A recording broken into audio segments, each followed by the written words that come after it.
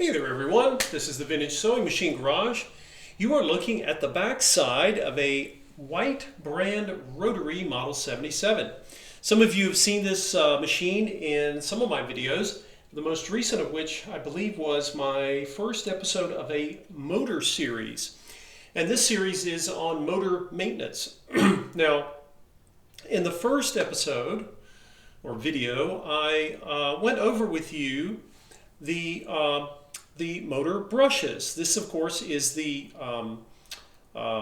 friction drive rubber pulley motor design that the White Company made under their name and quite a few other names for generations. It was in production a long time. Anyway, during that first video, we talked about motor brushes, how to access them, how to inspect them, and then also how to clean the commutator, which is a portion of the motor that the brushes push on. And then today I wanted to basically separate out in a separate video so you didn't have to hunt through an hour to find different kinds of information. I wanted to talk to you about how to service the bearings in this motor. Now, the reason I'm doing a whole series on motor maintenance is because sewing machine motors, they're small electric motors, but they varied in their design, and their ease of access for the purpose of maintenance would change, just like the rest of the machine, over time. And so we're going to talk about getting grease to the bearings, how that's done, and of course this is going to vary on different motors. But for these machines, which are really plentiful, a lot of people out there have these, or they've seen these motors before. So, as I mentioned in the last video, of course you want to make sure that your machine is unplugged. There should be no power to the machine at all. And of course I'm going to cover, I've got 2 layers of fabric down here. I'm covering my table and part of the machine here. I don't want to get solvent, in this case rubbing alcohol. I don't want that on any of those surfaces. You will really not be happy if you get alcohol on the varnish of your table or the paint of your machine. So you want to keep those things away from each other. I've got 91% isopropyl alcohol. I put it in a jar. Glass jars are heavy, and this one is lower to this one's not tall, so I'm hoping that'll decrease the chance of me knocking it over. I have lubricant, which in this case is a grease. It's called Singer lubricant. You folks have heard me talk about this grease before in my Sewing Machine Restorer's Toolbox video. This is the closest thing to grease that would have been used in the past. I've had a lot of success using this. It's not just for Singer machines. It can be used in this particular application. You will see me talk about another grease called Triflow, but I use that for gear sets, and that's not what we're greasing today. I have a syringe that is really useful, has a little tip on the end, really useful for applying grease, and hopefully without making too much of a mess, although I will not claim to be mess free until the end of this video. We'll see.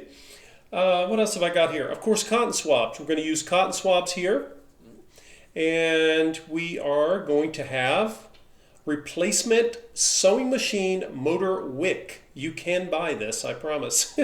It comes in different sizes, and I'll talk more about that in a sec. I've got my scissors. I've got what else have I got? I've got this is a 9/32 socket, and I'm going to use this socket to remove a part of the motor that'll make it easier for us to access. Now I'm going to show you basically why I said that this motor is one of the most approachable and easy to access motors when it comes to bearings. The drive shaft of the motor runs from one end to the other, like my finger here. Pretend my finger's inside there, and that's the direction of the drive shaft of the motor.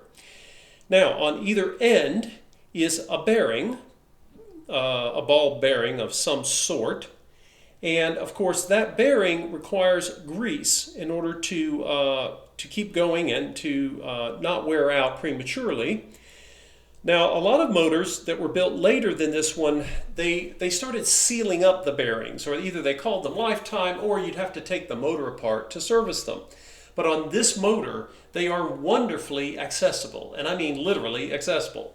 Now, I'm going to zoom in here so you guys can see, hopefully, the two grease ports. Let's see. One of them on the right, they're symmetrical, one on each end. There's not as much light over here, but over here you see this one. And I'll start there. That's where I'm going to start showing you the process. And then the other one's on the other side here, and we'll take a look at that one as well. And I want you guys to see kind of how I do this and kind of explain a little bit as to why. Why would you bother to put new grease in there? It's possible that if I went through this entire machine and got it ready for a customer, the old grease would still work, sort of. The bearings would still spin and the machine would function. But remember, we want to give this machine the service it has gone without. The machines are forgiving, but why not give a vintage heirloom quality machine, give it a leg up on the future, you know? I mean, these machines do not ask much of us, really, over a lifetime, multiple lifetimes. They're very forgiving, as I've mentioned, but they were designed for maintenance, and any real machine, of course, is. So, I'm going to move the camera a little closer for you guys. And we'll see if we can get a good shot for you there. So what you're going to see, and we'll start on this side, this is it looks like it's hanging, but it's a little cylinder-shaped metal screw. So I'm going to turn it to the left. Very often, now these might be a little sticky sometimes, although in the case of this one, a lot of times the old grease will help lubricate the threads here. So as I take it off, what you're going to see is the old grease wick. Now, it looks green because over the years, the old grease has reacted with brass or copper, and some of these parts, maybe even the bearings themselves, may be made of that. I think they're probably made of steel. In any case, you will also see a spring, a little spring and very often these springs kind of get contorted and stretched out, but we'll see if we can reuse this one. And the spring is there to push against the wick to make sure it stays up against the bearing surfaces or the area of the bearing where it needs to be. So we'll leave this out for just a moment. I should kind of give you guys a little close-up here, though. The end of this little cylinder, for lack of a better word, it's actually textured on the very end. So it's even designed to make it easier to turn. I think that's pretty cool. Quality, even in the access to the bearings. Everything seems to have been made better back in those days. Now, if the spring does not come out, sometimes it won't. It'll stay attached to the wick. The spring might be up in this piece here. So you'll take that ratchet that I mentioned if you need to.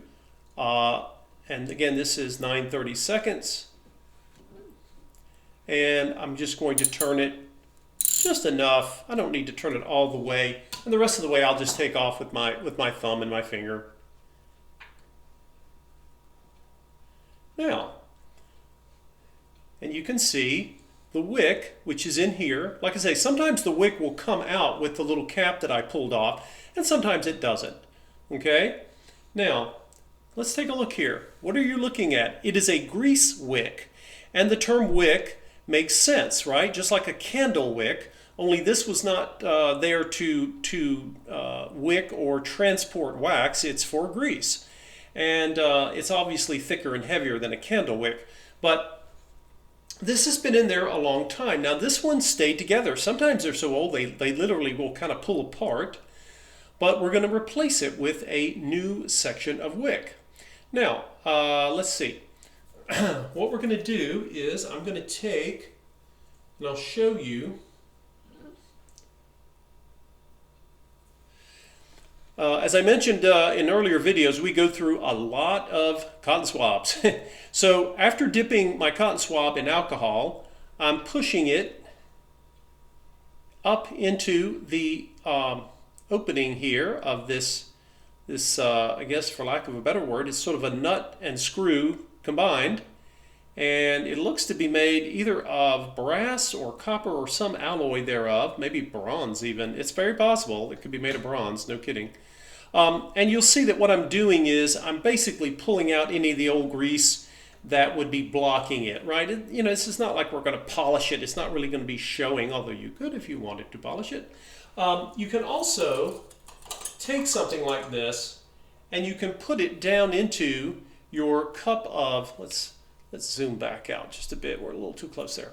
You can put it into your cup of alcohol, and that alcohol will help sort of soften the old grease. And again, it'll give you kind of a nice way to sort of rinse it off. It's something you're still going to want to take a cotton swab and go back to. Again, if I take my cotton swab here, some places, as I mentioned to you all before, you can buy those tapered cotton swabs. I don't have any at the moment. I kind of wish I did because I really like using those. So I'm going to try to make one of my own. I'm rolling the cotton swab here between my thumb and finger. And you can see I'm narrowing it, kind of pressing it, getting it to be a little less fluffy. And then I'm going to take it, I'm going to put it in this piece, and we're going to take it all the way up. And if it's narrow enough, it may go all the way through. If not, we'll just come back on the other side. And you're going to see some green residue from where the grease was. Then I'll come over here and do the other side. And oh, look, I got it all the way through this time. So there you go. And now I have a clean bolt/screw that is going to be going back up into the access of the bearings. Now, I can also take my cotton swab and I can put it in here after dipping in alcohol. Don't shove it in there, you're not jamming it. And again, you can see I'm going to be pulling off old grease, and that grease has that green color. Like I say, if you've ever seen brass or copper form a patina, you know the color it turns. And that's just from age-old reaction of the grease in the metal. That's very normal. There's nothing wrong with it. But if you see the color, that's what you're looking at. Now, I am going to take my handy grease syringe, and I'm going to put it in the hole where the where this little piece here was. Now, for some of you, let's say your wick and your spring and your cap come right off, you technically could do this without taking this piece off. But I couldn't tell if there was any grease, old grease blocking this, and I wanted to be sure. I wanted to get access to the bearings. So I'm going to take my syringe and I'm going to apply some pressure.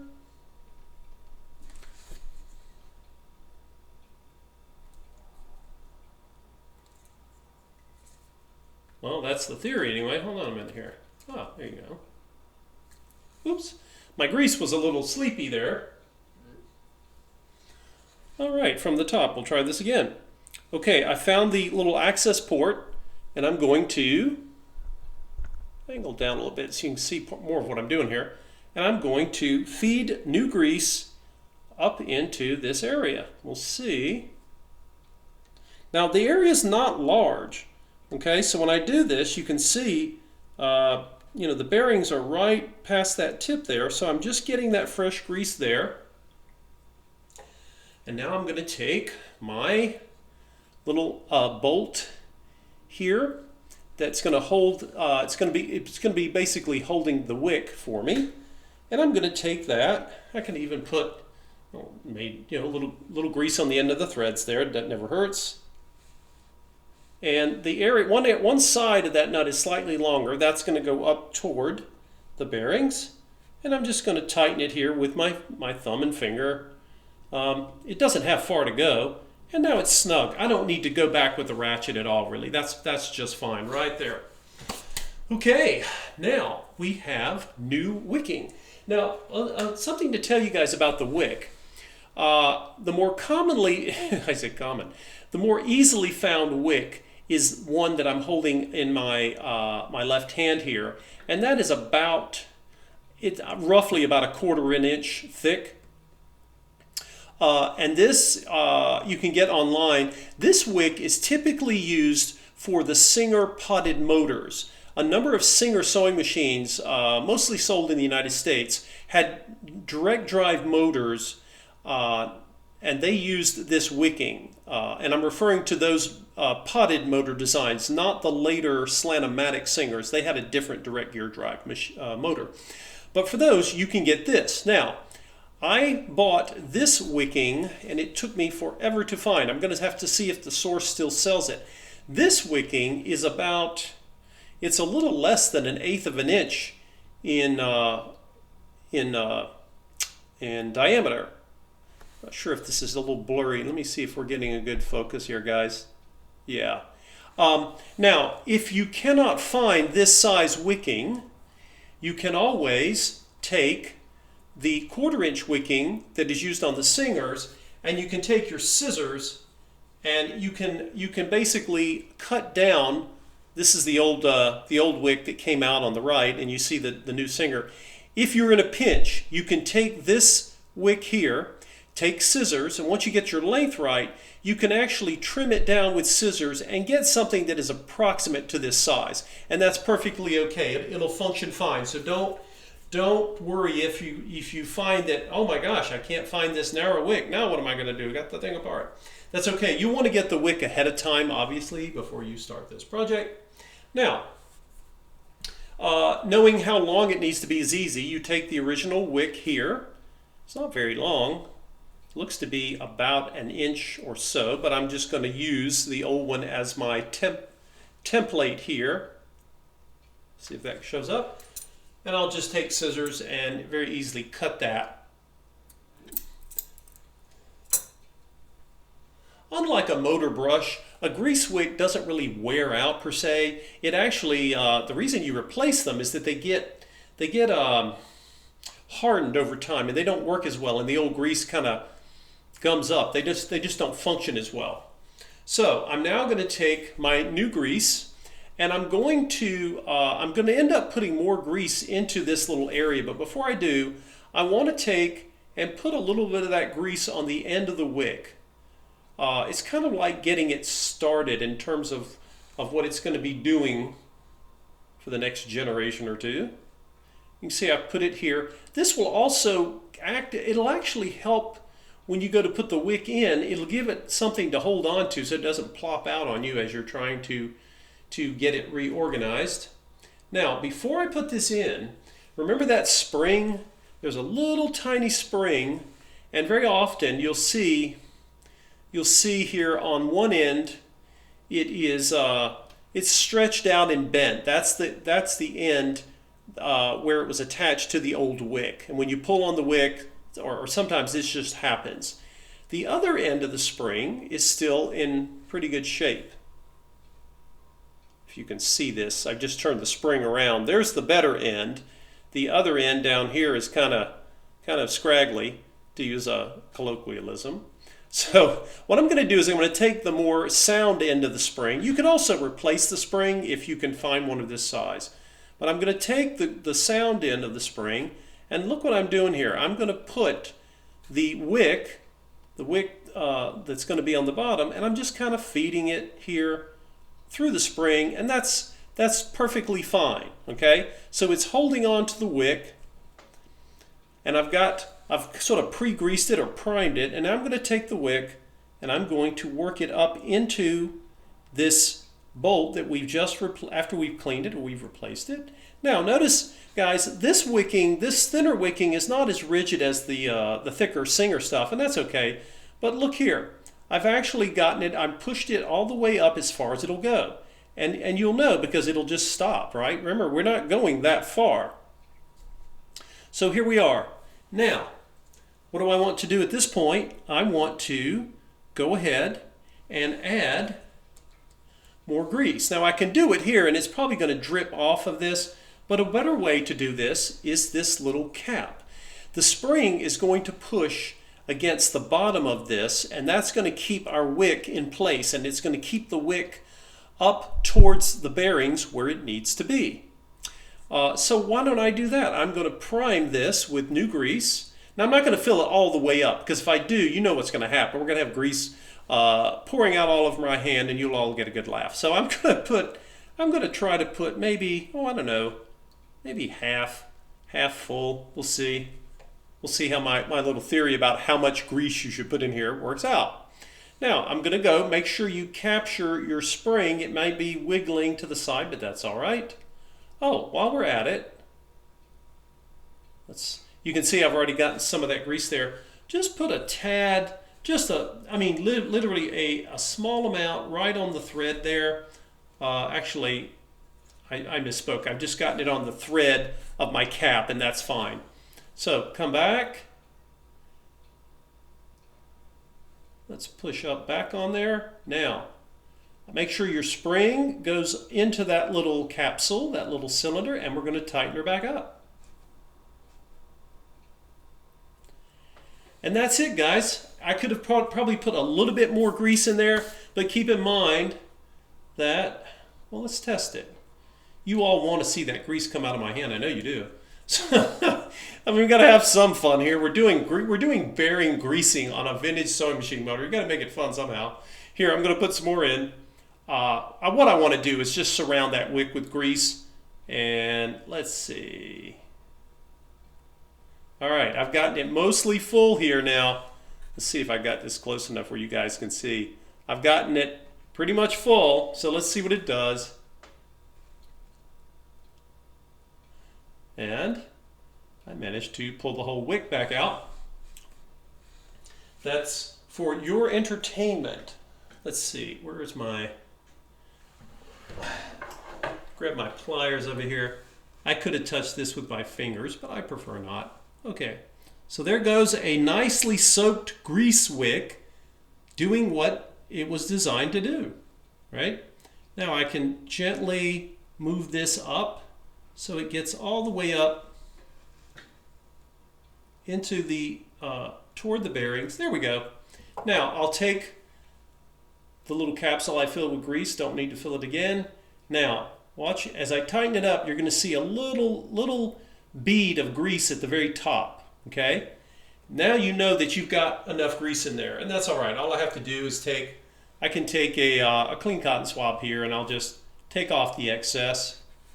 You want enough, but not, you don't want to, more is not more in many ways here.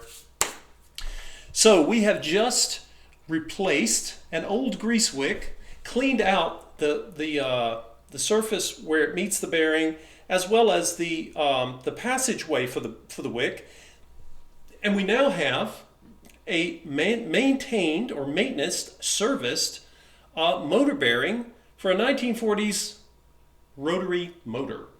Let's see. Let's take a look now. I'll go ahead and do the other one just so you can see what it looks like. Okay, guys, on the other side, we're on the left-hand side now, and I'm going to do the same thing. And let's see if we can get a little more light here. It's a little darker on this side. Okay, that's a little better. Wanted you to be able to see some of this because we're dealing with a dark-colored machine here. So I'm going to, again, undo this left side. This is the bearing grease wick cap, and it looks just like the other one. It's a mirror image of the other. Now, I'll go ahead and put one of these on. Sometimes it's really helpful, whether you're dealing with cleaners or solvents or grease, to put gloves on. And I like to do that sometimes, particularly when I'm dealing with old stuff. Now, notice I've got my spring and my wick here, but it's stuck, okay? Now, you can yank on it, but honestly, let's not do that because sometimes they will drop out. In this case, this one has been in there a long time. So what I want to do is I'm going to go back with my ratchet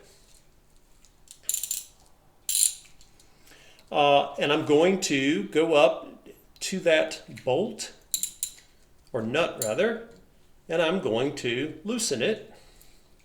I get it to seat there.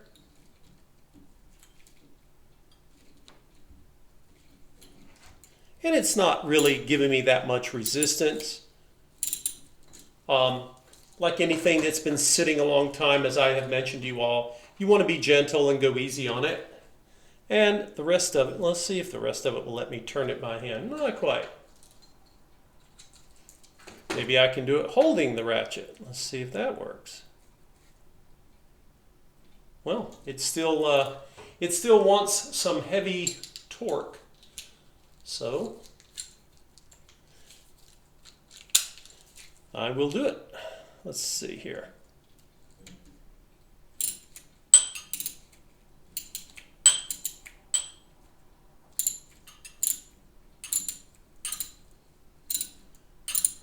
And it's very possible that this little this bolt has not been loosened since the day the motor was made. So you want to be a little patient with something that's been sitting since 1940, 47, 48, right after the war. Again, these machines are very patient. They've waited years for maintenance, so I try to be patient with them. I think that's only fair. Well, we'll keep turning. It's funny, the other side did not give nearly as much resistance as this one, but you'll find that here we go. Now I can do it by hand, and out it comes. Now, notice, if you look closely, here's this end. Look, you can see the old grease. Let's get it to focus in, guys. Now you can see why I want to take this off. Now that could be the old wick going all the way up or not. And you can see on this end we've got the spring. So I want to pull this, but I don't want to stretch the spring any more than it's been stretched in the past.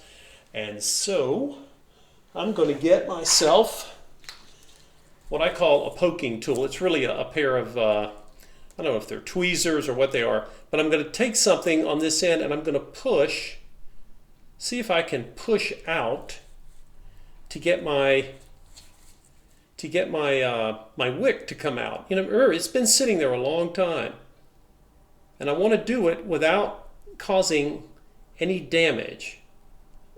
Oh man, come on out of there. Come on. Now, I could put pliers on here, but I want to be careful because there are threads. I don't want to strip the threads on this because I'm going to be using that again, obviously. Let's see here. Again, it's stubborn because it's hibernating. It's old. So there it came. Aha! Patience has paid off. Now look at that, guys. I was able to push out the old wick with the old grease. Let's see if that shows up for you all. I hope so. Look at that. See? It came out. Boom. Like a little sausage. Now, I want to take this spring, and you can see I didn't stretch it, but it has been stretched over time, right? So what do I want to do? I want to get the old wick off of there as easily without causing any more stress on the spring. And I'm going to twist. Of course, I got one glove on. I should have the other glove on. Of course I should. Now, watch this. I'm going to hold. I'm pressing against the spring, and I'm going to twist. I'm going to try to twist the old thing out, hopefully without tearing it. There's a way to get it off of there even if you tear it, but it's not as fun. And hopefully the grease will hopefully help here. Right? So I've still got the old wick in that spring. And I'm just going to turn, see if I can just get it to just turn and twist and pull. And by applying pressure to the spring as I twist, I'm trying to move the wick out of the spring without damaging the spring, for lack of a better word.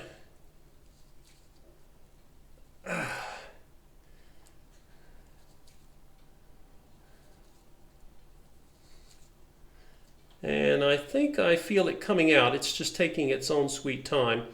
Again, patience. Sometimes you might try something, and if it doesn't work, it's okay. Actually, it can help just to kind of go away from it for a while. Where are my pliers? I'm going to keep holding on to the spring,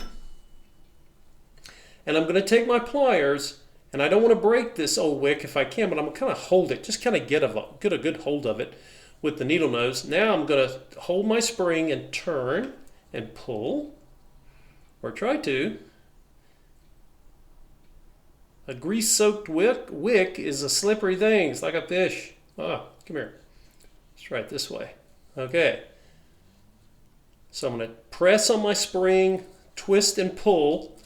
Do the best I can not to hurt the spring. Now, the wick got tired and it actually tore away.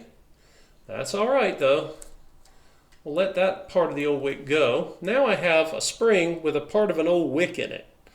Like, oh, well now what? Well, remember I have my little poking tool here, and I'm going to use it to try to coerce this old wick out of there. I want it to come out without any, I want to protect the spring and get rid of the old wick. Let's see here.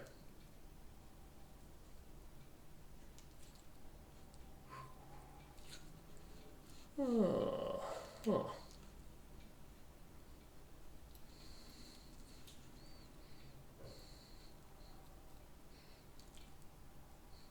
I want to be careful with that spring not to cause it any stress. That spring, we want that spring to work for us again, and it will if we're careful with it and we don't abuse the spring. Okay.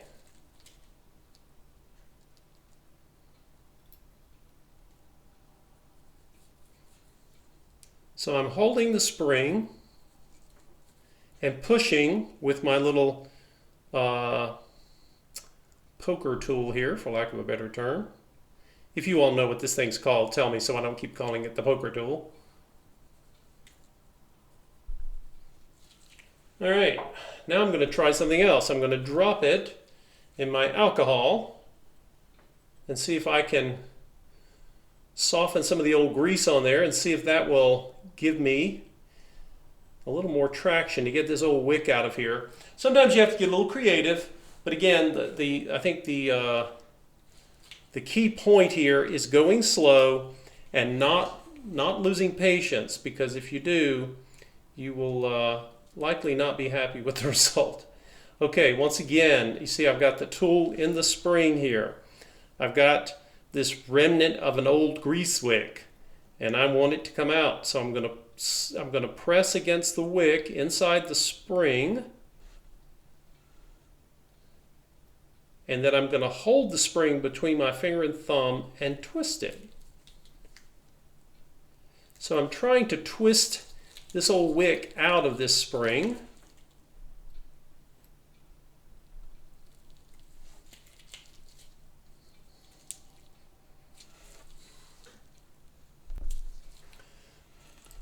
And now, if you look closely, I have been able to move it to a point, and I've actually gotten an open space in the spring. I'm going to take the needle nose pliers, and there comes that stub of the old wick. Can't blame it. It's been sitting there since who knows how long.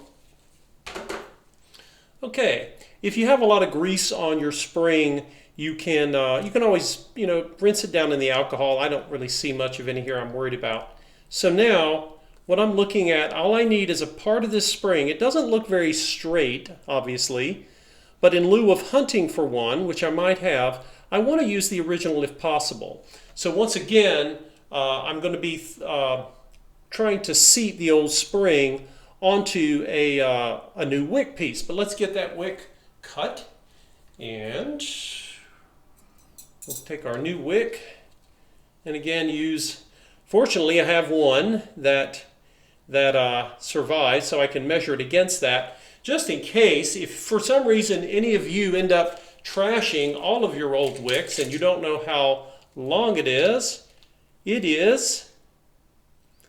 approximately, it looks like it is, let's see here,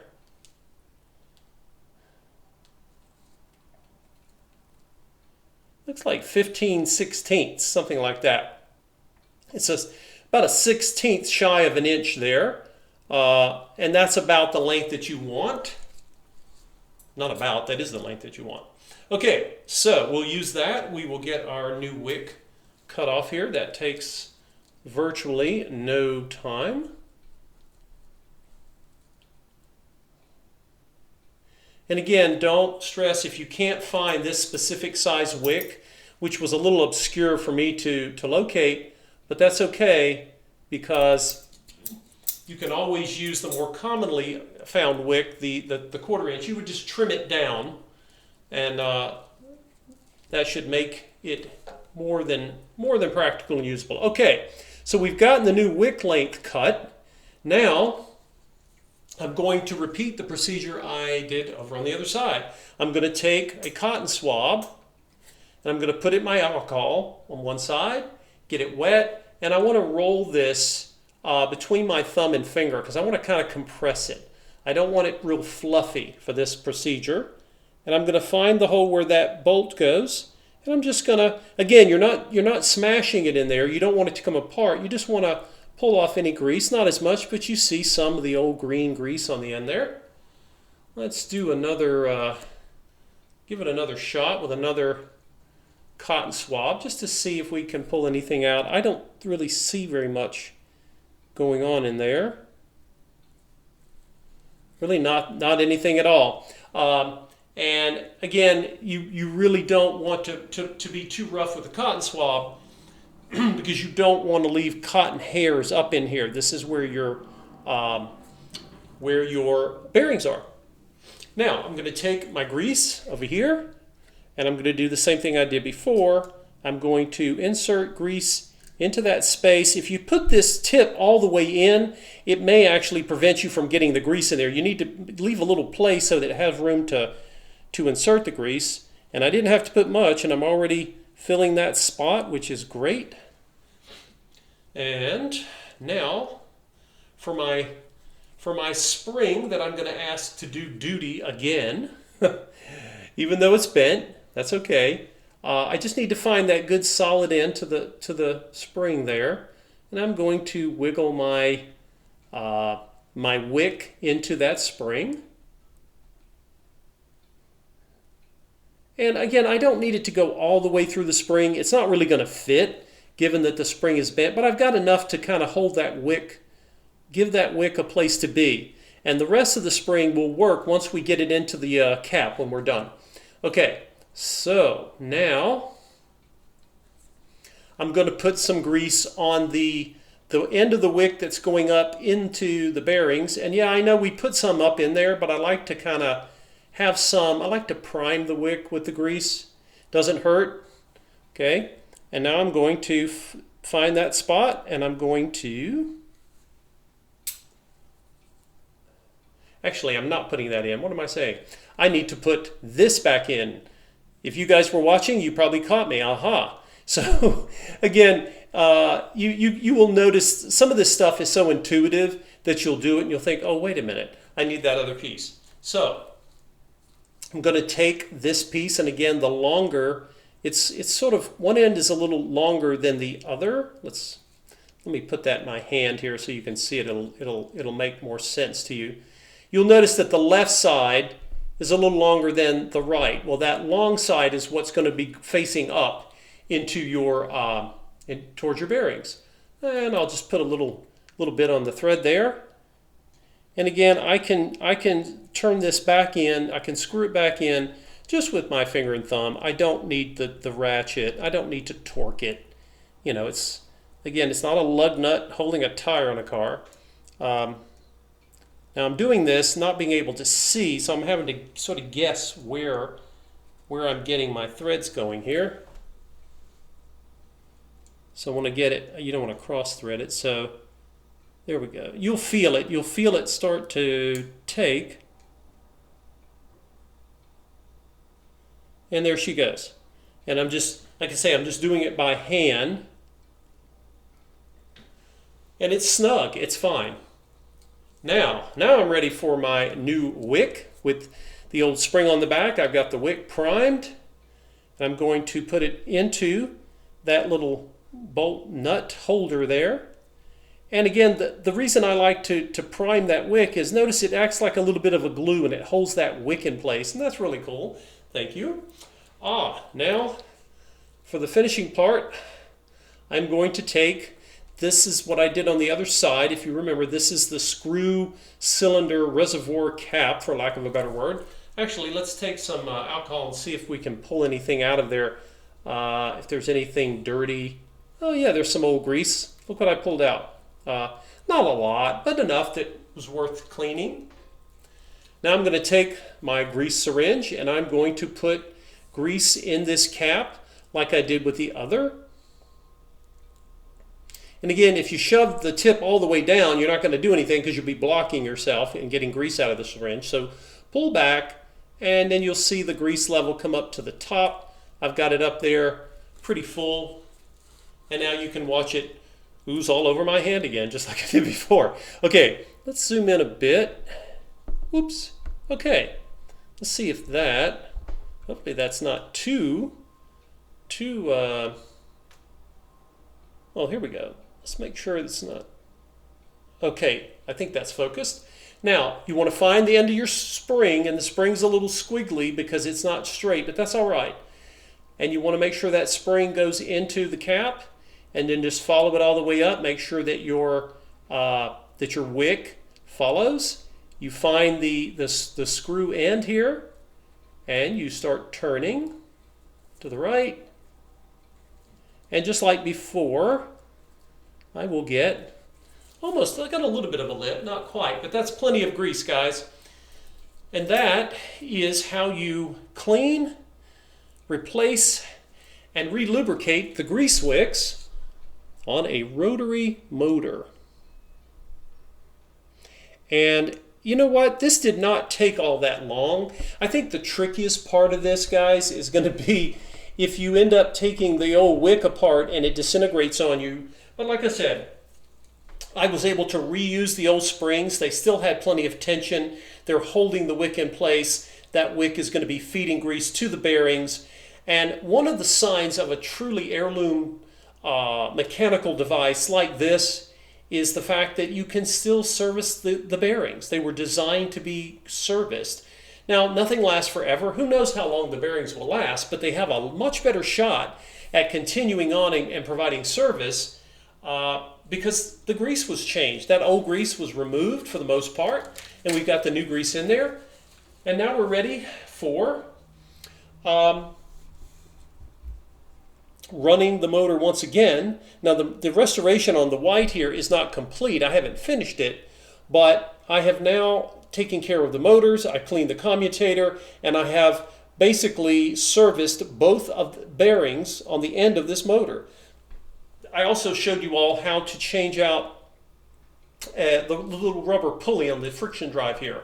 Now I was fortunate. This one was actually in great shape, but I actually I believe I was talking to you about it in one of the videos anyway, about how you go about servicing the pulley. You can get replacements for these. So if you have one of these that has what they call the flat tire or the bald spot or dry rotting, you can get a replacement.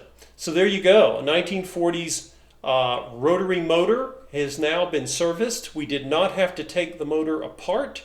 And again, you'll get to hear it run and test when I finally finish with the restoration of this, and I start. I'll do a demonstration of how she sews, and we'll see how it turns out. But I love doing these because compared to a lot of motors, this is just so accessible. And if it tells you anything, it says a lot about how things were once made to make them practical to service, because it was assumed that they would last a really long time. It's one of the things I love about these machines and other old devices that were built to last. Thank you all for watching, guys. I appreciate your suggestion on doing a motor series. There are going to be more videos to come on the whole topic of motors, and I'll be doing different types of motors. I've got several in mind. One is the motor that was used in the Singer Slant-O-Matic series. That motor was also designed to be relatively accessible to service. Notice that this is not rebuilding. We did not tear this motor apart to rebuild it. We're talking about providing service to extend the life of the brushes and the bearings. That's what this is referencing. And I have a few other motor designs I'm thinking about, one of which you will see in 1950s and 60s machines. You'll see the small sort of octagonal shaped or oblong shaped motors. Many of you have these on your vintage machines. And we'll talk about those and which of those are easier to service than others. Hope this was helpful, and I'll see you next time. Take care.